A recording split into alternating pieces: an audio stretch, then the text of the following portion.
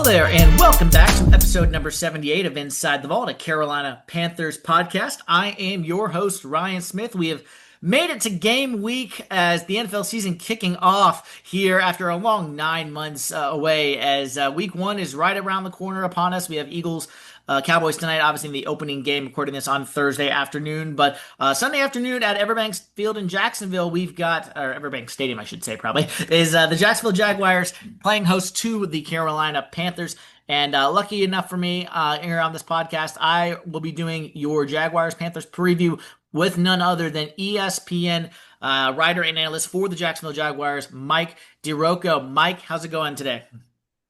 It's going great. It feels like longer than 9 months since the Yeah. season ended. Feels more like 9 years, but doing great. Excited about the game finally. How are you doing? You doing well? We're doing well here in Carolina, where I'll be traveling to Jacksonville, and Mike, I'll start here. Let's just get into this. I know I only have you for a certain period of time, so are you familiar with the narrative surrounding the Carolina Panthers in Jacksonville, starting the season specifically in Jacksonville? I don't know if you're aware of this narrative. 2003, the Carolina Panthers, win behind Jake Delhomme, last second touchdown. They go to Super Bowl 38.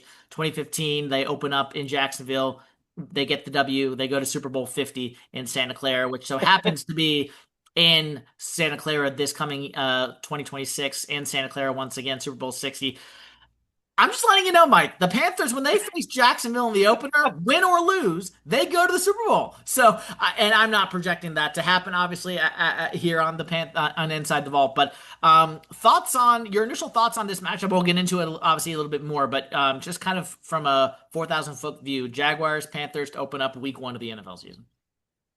Yeah, I mean it's two teams that are sort of in similar situations a little bit. New head coaches. I know Canales was there a year ago with Bucks ties as an offensive coordinator. Quarterbacks that still have some questions about them. Some major defensive questions that these teams had. Both were really not good defensively last year, and Nope. the Jags were particularly bad in the pass as well. I know the Panthers were last in the NFL in rush defense. So, and based on what fans here think. I'm assuming, which they think, oh, the Panthers are coming to town. This is an easy W for us. I'm assuming that everybody in Carolina is thinking, we're going to Jacksonville. It's a pretty easy W for us because the Jags were terrible last year. They had a worse record than the Panthers. So it's an interesting matchup just from the standpoint of both of these franchises right now really need something good to happen. They need a little bit of momentum. They need something to sort of like kick off the season with some positivity.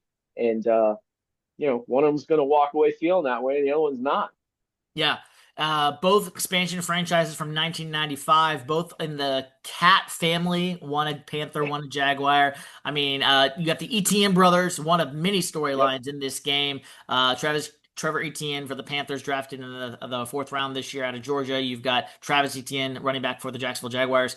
Tet McMillan, first round pick for the Panthers out of Arizona, going up against the dual all threat Travis Hunter, first pick for the Jaguars. Obviously, they know each other from Colorado and Arizona, respectively. You mentioned Dave Canales, Liam Cohen. They know each other from their days as Buccaneer offensive coordinators together. And it's just this, and then Trevor Lawrence, Bryce Young, both number one overall picks. Bryce got benched. Trevor didn't get benched, but he's had some injuries he's dealt with over the years, and obviously he had the Urban Meyer rookie year, if you will. And so, Right. yeah, both of these quarterbacks have dealt with some tumultuous, rocky starts in their NFL careers. So it really is so many storylines galore. We can't go, we don't have time to go over all of them here. So, but what is your, maybe one of the ones I just mentioned, maybe something I haven't thought of. What is the storyline you're looking forward to seeing play out on Sunday there in Jacksonville? Well, obviously, Travis Hunter, how much he's going to play on both sides of the ball, we know it's going to happen. He's good. I would be stunned if he doesn't start on offense. Whether he starts on defense, that sort of depends on what the Panthers kind of throw out there. In the Jags base defense, he probably not going to be on the field. It'll be Jordan Lewis and Tyson Campbell as the corners. Mhm. If the Jags go to nickel, then Jordan Lewis would slide inside the nickel, and Travis Hunter would be sort of the other outside corner there. So it'll depend on what the the Panthers line up in, obviously. But how are they going to use him? How many snaps is he going to play? What does that look like? I'm intrigued and interested in the whole mechanics of it from the standpoint of, okay, he's on the offense. Okay. He's on the field. They go on their first drive, 7 plays, whatever. They punt, field goal, touchdown, whatever. And then he runs right back out on defense. Well, when the defense is on the field, that's when that offense is going over the stuff that happened on the drive. That's when they're coming up. They're looking at the photos. They're looking at the iPad. They're trying to figure out, hey, what happened? What did we miss here? All this other stuff. What are the adjustments we can make? How can we fix what we just messed up here? That can take, you know, 5, 6, 7, 8, 9, 10 minutes, depending on how long the drive is. So then Travis comes off the field. Who gets him, that information? Can he compress that information in the small amount of time that it takes for him to come back off the field, get a drink, figure out what the heck's going on, then go back right on the field? So, like, that's kind of the stuff that I'm really looking forward to seeing how the mechanics of it work, because there's no doubt in my mind that he's going to play significant snaps on both sides of the ball. There's no doubt in my mind that he has the conditioning to do it. He has the physical skills. He's probably a better corner, to be honest with you, than he is a receiver at this point. So none of that is in doubt. It's just I want to see how it all works. And Dion did it a little bit. I guess the best comparison is Roy Green in 1981, based on what ESPN research could come up with in terms of a guy with a similar skill set. But that was 40 plus years ago. So, Yeah. I mean, it's been a while since someone's been a real significant regular player on both sides of the ball. So I'm just intrigued by that. That's obviously the number one storyline. But, around here, they're talking about the run game. Can, Liam Cohen do in Jacksonville what he did for the Bucks last year when they were last in the NFL in rushing in 2023, and they were fourth last year. And I get all that. That the run, it's Trevor Lawrence. He has to have an impact on Trevor Lawrence the way he did on Baker Mayfield. It doesn't mean he has to throw career highs in TDs and passing, but Correct.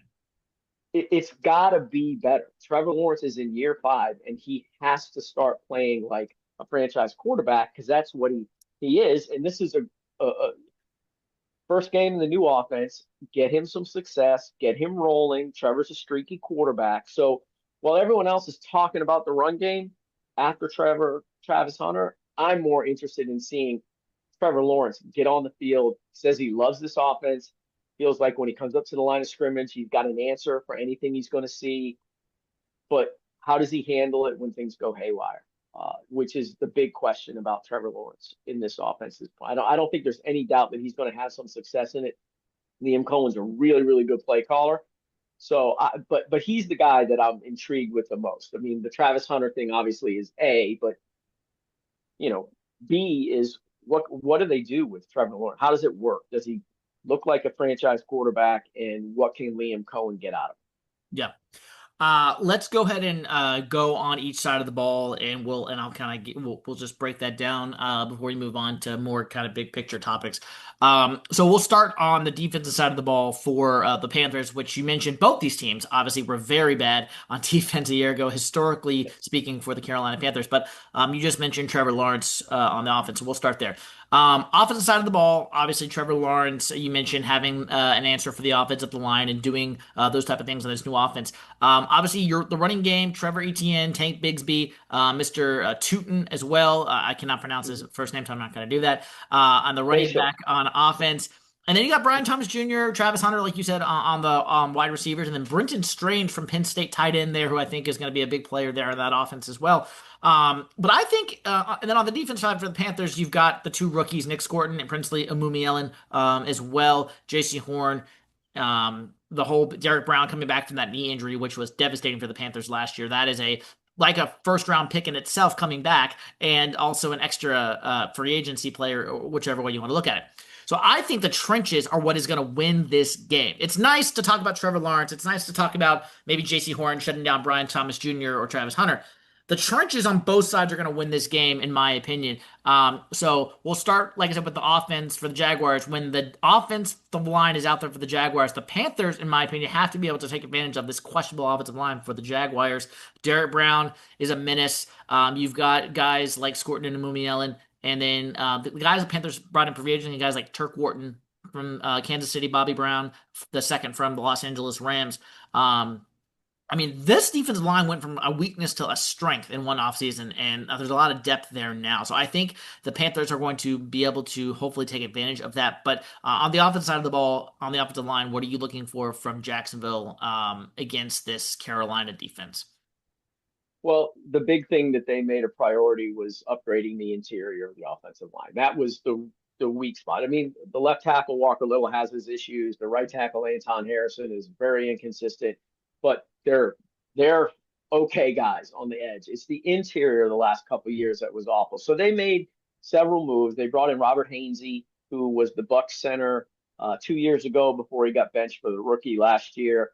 And they brought in Patrick McCarry, who's a utility guy from the Ravens, can play all the offensive line spots. That's your center and that's your right guard. They drafted Wyatt Milam to replace the left guard, Ezra Cleveland, but he showed up and rose to the challenge and probably had the best camp of any offensive lineman, and has solidified his spot at left guard. They played three drives in the preseason, the first team offense with with Trevor Lawrence behind center. And Trevor Lawrence was able to step up in the pocket, which is not something he's been able to do very often over the last several years. Brandon Sheriff was a shell of his former self the last couple of 2 years. Mitch Morse, they brought in. He was at the end of his career to replace Luke Fortner, who was just a massive problem for them in 23. So they are better along the interior of the offensive line than they were last year. Are they a top 10 line? No. Are they a top 15 line? Maybe, but they just need to get to the point on that offensive line where they're average, because the last several years they were below average significantly. Yeah. And they're going to run it. They're going to use a lot of misdirection. They're going to use a lot of motion.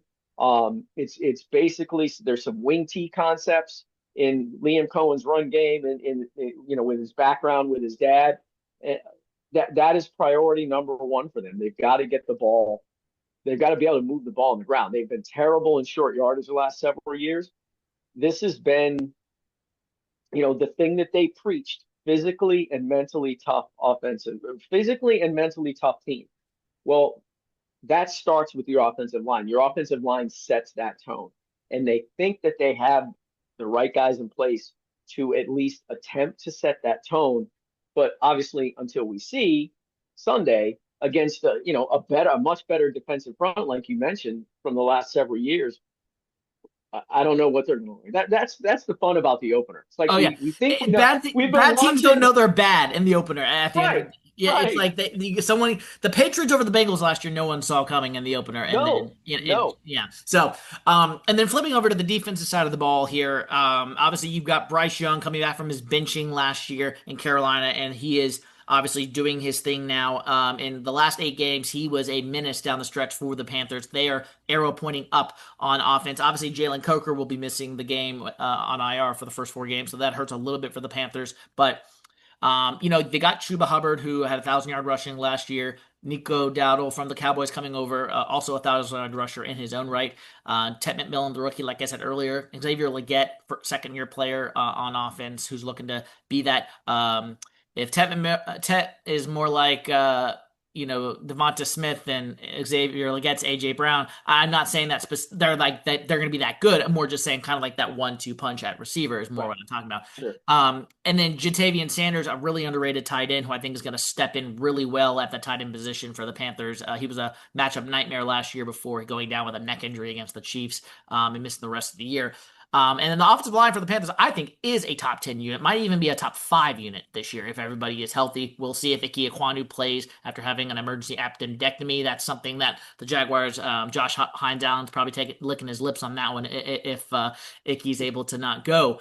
But so from the defensive side of the ball, what are you watching for the Panthers? Or for the Jaguars? Because for me, it's Bryce Young. Can he continue that rhythm in leading this offense and getting hot? They need a fast start in order to get the Jaguars on their heels and to keep them playing catch up all game. So the Jaguars were last in the NFL in pass defense last year, and their biggest issue was the back end. the two safeties, Antonio Johnson really, really struggled. Andre Cisco really, really struggled. Um, they gave up. They led the league in pass plays allowed of 40 or more yards. And when you're giving up big plays like that, you can't have success. The communication was awful in the back end. So they bring in Eric Murray um, to solidify one of those safety spots, and Andrew Wingard, who is probably the second longest tenured player on the team. He's more of a special team standout. He's the starter at the other safety spot. He's played safety here before, started a bunch of games before. He's not dynamic. He's not a playmaker, but he's always in the spot that he's supposed to be in, which is a massive upgrade over what they had last year. So that's a big fix for them. They had to fix that coming into this season. The other biggest concern was the interior of the defensive line. They didn't really do a ton to address that this off season. They did move Eric Armstead back inside, so that's good.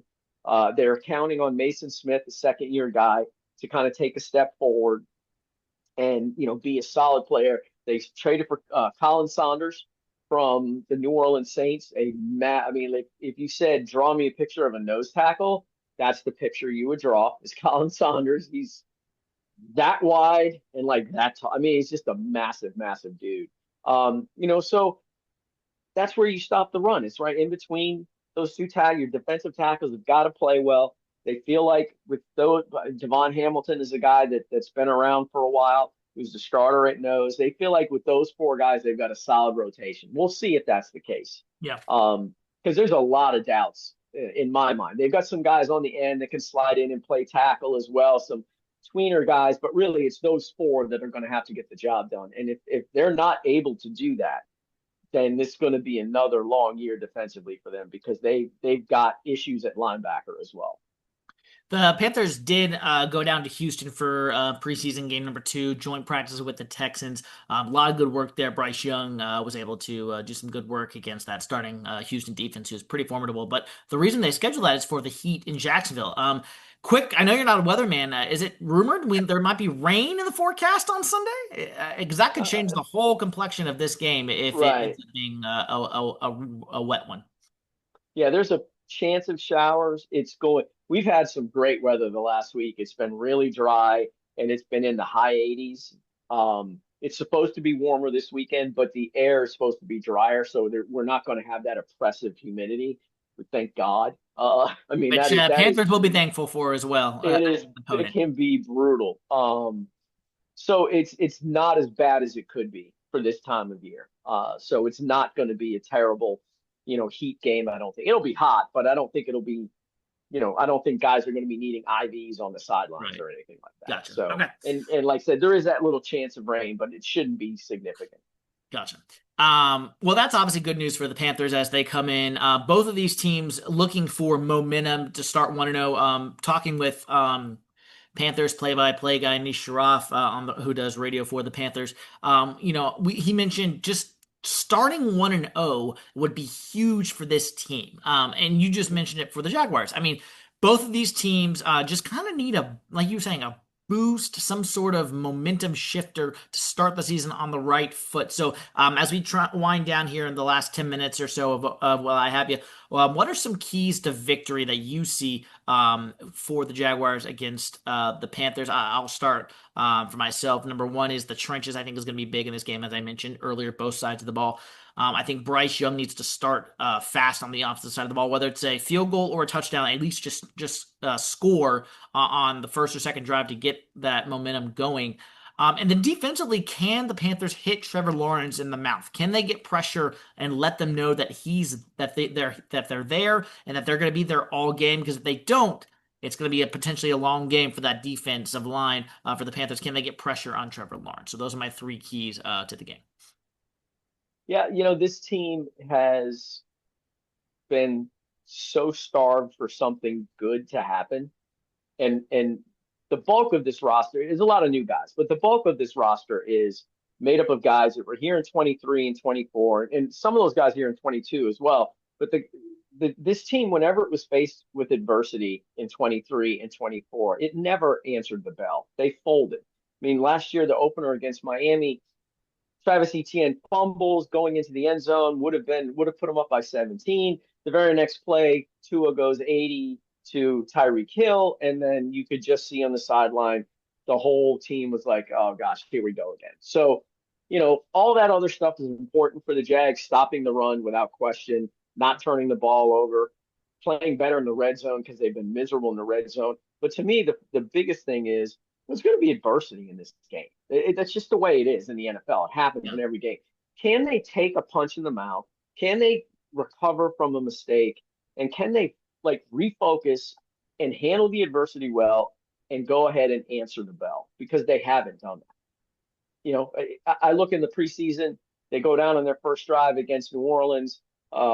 Trevor gets his foot stepped on. He's turning around and he tries to throw the ball to Tank Bigsby, who has awful hands, and the ball bounces. It's inside the red zone. It's a turnover. It's just like follow the ball and eat it. You know what I mean? But then they come back on their next drive and they answered that adversity a little bit and they scored a touchdown. So there's signs that they can do it. But to me, that's the biggest thing for them this week. Handle the adversity that's going to hit you in the mouth. They do need to get some pressure on Bryce Young. They do need to be better at rushing the pass. They've got more depth to rush the passer this year than they've had in the last two seasons. So that's a positive, but they really have to start getting after the quarterback a little bit more. Um, and then the third thing to me is the linebackers have to make some plays because they've got a group that's relatively unproven. Foye Oluokun's not. I mean, he's a tackling machine, but there's not a ton of big plays that he makes there. If the interior of that defensive line isn't good enough to hold up against the run game, then they're going to have to make a ton of plays. And I just don't know there's so many unknowns with this team, as I'm sure in Carolina. You kind of have a theory of what it's going to look like, but until we see it on Sunday, I mean, it's a bad team last year. They were a bad team. And, you don't fix it in one off season. They've made some strides, but, to me, they're still a 6-7 win team at best, unless they prove us wrong, because they've still got some major issues at a lot of spots, not including, the still question marks about the quarterback. Yeah. Is there any way that I'm going to take a educated guess here. You said it, Travis Hunter is going to be playing on both sides of the ball, and he's going to be playing a lot. You said the conditioning is one thing, but do you think it's going to be kind of like a wait and see throughout the game? If he's getting, let's just say he's struggling a little bit on the defensive side of the ball. Offensively, he's made a few catches, but overall, the defensive side, let's say he's struggling a little bit. Do you think they're gonna maybe pull the plug during the game? Is it kind of like in real time? They're going to see how he does, or do you think it's a specific number of snaps on one side of the ball versus the other, and they kind of have that planned out going into the game? I think that they have it planned out going into the game, but they have shown throughout the entire camp in terms of his schedule and what they're going to do with him on practice, how many snaps he gets on one side versus the other. They're really flexible with it. So they have a plan in place for sure. They won't tell us how many Right, of either course, of side, course. right? But they have shown that they are willing to adapt. He's like I said before, he's a better corner at this point than he is a receiver. But I'll say this: the offense functions better when he's on the field. I'm not really that doesn't really make sense to Yeah, say it when you know what I mean. But like, he just adds that extra threat there. yeah. So I think that they will play him a ton on both sides of the ball. He's a pretty. They think he's really, really, really good as a zone corner, and that's what they're going to play a ton of.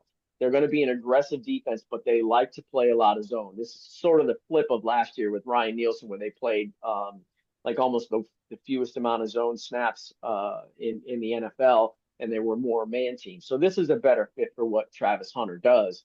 But again, it sort of depends on what the Panthers throw out there, and you have to expect, if you're the defense and your defense coordinator Anthony Campanile, you're going to go at Travis Hunter, as they absolutely should. You're going to test him.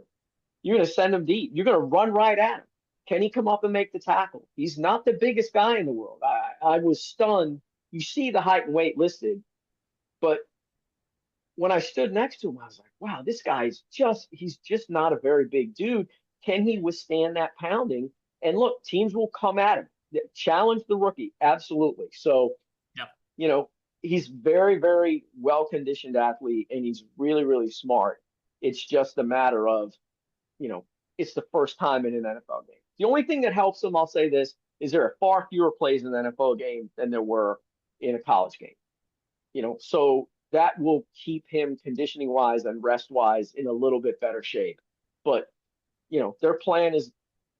I talked to a bunch of people around the league, and they're all like, "Hey, are they really going to?" Yes, they are really going to play in both sides of the ball. They are really going to use him heavily, and it will a lot depend on matchups too. Like week 2, they play the Bengals.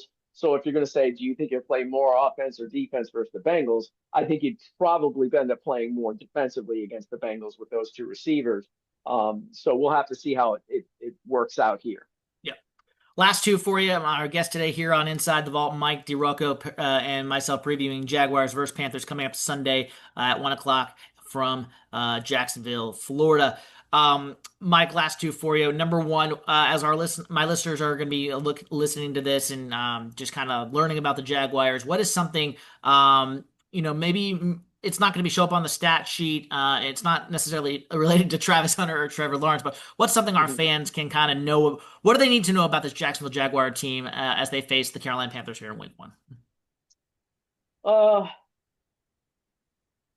that's a good. I mean, they're really good at special teams.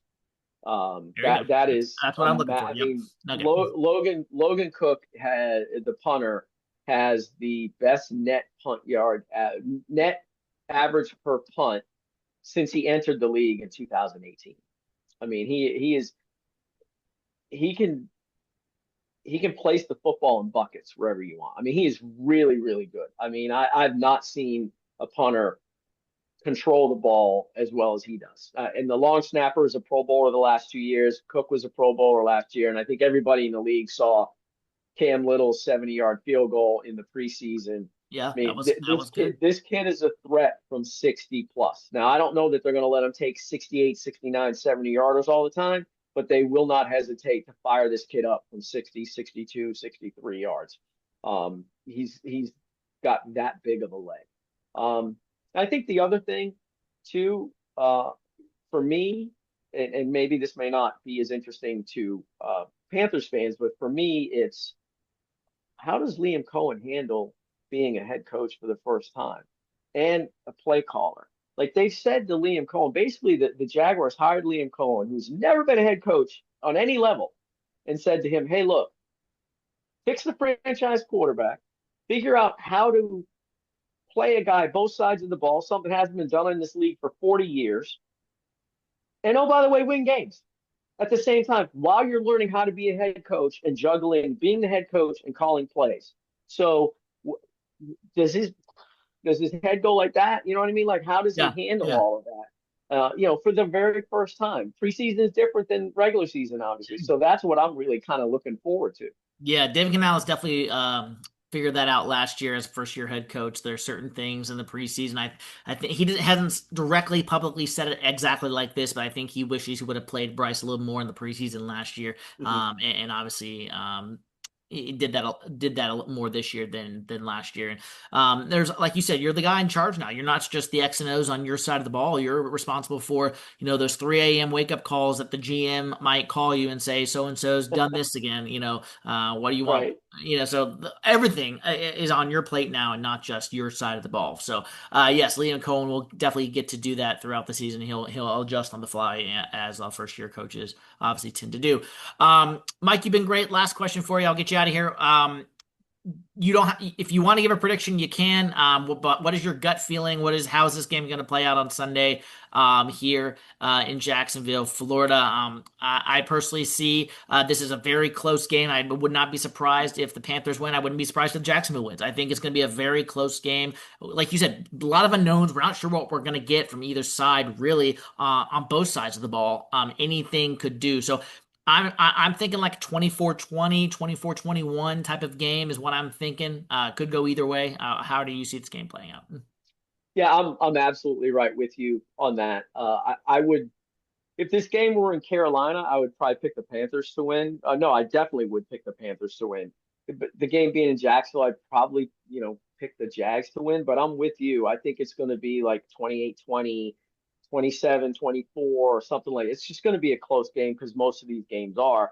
That being said, we've seen weird stuff in week one in the NFL. So like it wouldn't surprise me if the Panthers come in here and put a 31-3 win on this, score on the board and beat the crud out of this team. Just like it wouldn't surprise me the other way. You just never know in week one.